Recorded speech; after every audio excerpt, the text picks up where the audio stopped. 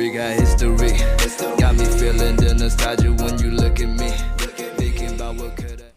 Assalamualaikum warahmatullahi wabarakatuh. Perkenalkan, nama saya Anggi Ningsi, NIM 0501192094. Di sini saya akan menjelaskan mengenai materi konsep hiwalah untuk memenuhi ujian akhir semester dari mata kuliah Fikih Muamalah yang diampu oleh Ibu Hijah Mardiah Nasution, SEMEI.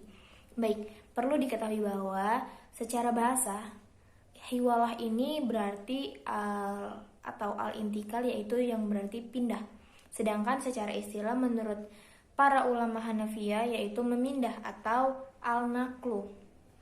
Memindah penuntutan atau penagihan dari pihak yang berhutang atau al-madin terhadap pihak al-multazim. Jadi hiwalah ini merupakan pengalihan hutang dari orang yang berhutang kepada orang lain yang wajib menanggungnya. Nah, konsep hiwalah sendiri ini memiliki prinsip.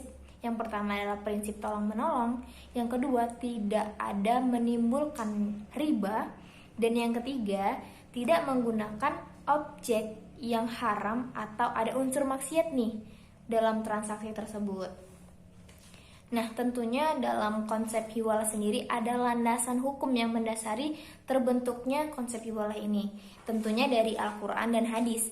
Yang pertama yaitu Al-Quran di Quran surah Al-Baqarah ayat 282, yang mana pada surah ini itu menerangkan kepada orang ketika dalam berhutang atau piutang ataupun transaksi yang tidak kontan itu hendaklah untuk dituliskan.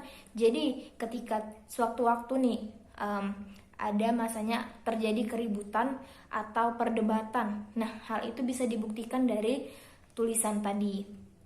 Dan hendaklah untuk sebenarnya wajib sih untuk membawa saksi setidaknya 2 orang yang adil. Jadi dia nggak memihak manapun dan menimbulkan kerugian di satu pihak gitu. Jadi saksi ini tuh berperan untuk melihat seluruh proses dari transaksi ini dari awal secara keseluruhan. Lalu yang kedua dari Quran surah Al-Baqarah juga di ayat yang berbeda yaitu ayat 280, di mana pada ayat ini itu menerangkan bahwa orang yang menghutangkan gitu, bahwa ketika ada orang yang kesulitan dalam membayarkan hutangnya, atau jika dia membayar hutangnya dia dapat terjerumus dalam kesulitan atau terbelenggu dalam kesulitan, ataupun mungkin dia kesulitan untuk memenuhi kebutuhan hidupnya, itu hendaklah untuk diberikan tenggang waktu dalam melunasinya sampai si pihak yang berhutang ini mendapatkan kelapangan dalam melunasi hutangnya gitu. Lalu janganlah pula ke orang yang menghutangkan ini untuk menagih, apalagi memaksa orang tersebut untuk membayarkan hutangnya. Dan lebih baik lagi bahwa jika untuk disedekahkan atau diikhlaskan saja hutang tersebut, baik itu sebagian ataupun secara keseluruhan.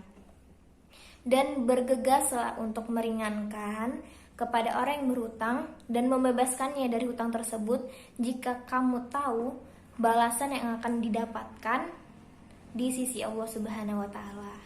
Dan ada juga landasan hukum dari hadis yang diriwayatkan oleh Bukhari dan Muslim, yang mana Rasulullah SAW pernah bersabda bahwa menunda pembayaran bagi orang yang mampu adalah suatu kezaliman. Dan jika salah seorang dari kamu diikutkan atau dihiwalahkan kepada orang kaya atau orang mampu, terimalah hiwalah tersebut. Nah, jadi pada hadis ini tuh Rasulullah SAW itu memberitahukan kepada orang yang mengutangkan, jika orang yang berhutang menghiwalahkan kepada orang yang mampu atau orang yang kaya, hendaklah ia menerima hiwalah tersebut, dan hendaklah ia menagih kepada orang yang dihiwalahkan atau muhal alai. Dengan demikian haknya juga akan terpenuhi. Baik, yang pertama itu ada muhil, orang yang berhutang sekaligus berpiutang. Yang kedua, muhal atau muhtal, orang yang berpiutang kepada si muhil. Yang ketiga, muhal alaihi, orang yang berhutang kepada muhil. Yang keempat, hutang pihak pertama pada pihak kedua, muhal bi, hutang muhil kepada si muhtal. Yang kelima, hutang pihak ketiga pada pihak pertama, hutang muhal alaihi kepada si muhil. Dan yang terakhir, yang keenam, yaitu siyogoh, pernyataan dari hiwalah. Akad hiwalah yang pertama itu apabila kontrak hiwalah telah terjadi, maka tanggungan muhil menjadi gugur. Yang kedua, jika muhal alai itu bangkrut atau meninggal dunia, maka menurut pendapat jumhur ulama, muhal tidak boleh lagi kembali menagih hutang itu kepada si muhil. Dan menurut Imam Maliki, jika muhil menipu muhal, di mana ia menghiwalakan kepada orang yang tidak memiliki apa-apa atau fakir, maka muhal boleh kembali lagi menagih hutang itu kepada si muhil. Yang ketiga, jika muhal alai telah melaksanakan kewajibannya kepada si muhil. Ini berarti akad hiwalah itu benar-benar telah dipenuhi oleh semua pihak. Yang keempat, meninggalnya muhal sementara muhal alai mewarisi harta hiwalah, karena pewarisan itu merupakan salah satu sebab kepemilikan. Yang kelima, jika muhal menghibahkan atau menyedekahkan harta hiwalah kepada muhal alai dan ia menerima hibah tersebut. Dan keenam, jika muhal menghapus bukan kewajiban membayar hutang kepada muhal alai. Nah, perlu diketahui juga ada aplikasi dari konsep hiwalah dalam lembaga keuangan syariah. Itu yang pertama adalah factoring atau anjak piutang, di mana para nasabah yang memiliki piutang itu kepada pihak ketiga memindahkan piutang itu kepada bank. Bank lalu membayar piutang tersebut dan bank menagihnya dari pihak ketiga itu. Yang kedua adalah post date check, di mana bank bertindak sebagai juru tagih tanpa membayarkan dulu piutang tersebut. Ketiga, bill discounting. Secara prinsip bill discounting ini serupa dengan hiwalah, hanya saja dalam bill discounting ini nasabah harus membayar fee, sedangkan fee tidak dapat dalam kontrak hiwalah. Salah satu contoh dari aplikasi modern hiwalah itu takeover atau pengalihan utang, seperti yang ada dikenal dengan sistem ATM yang sering kita gunakan saat ini. Baik, demikianlah yang dapat saya sampaikan dan saya jelaskan mengenai konsep hiwalah.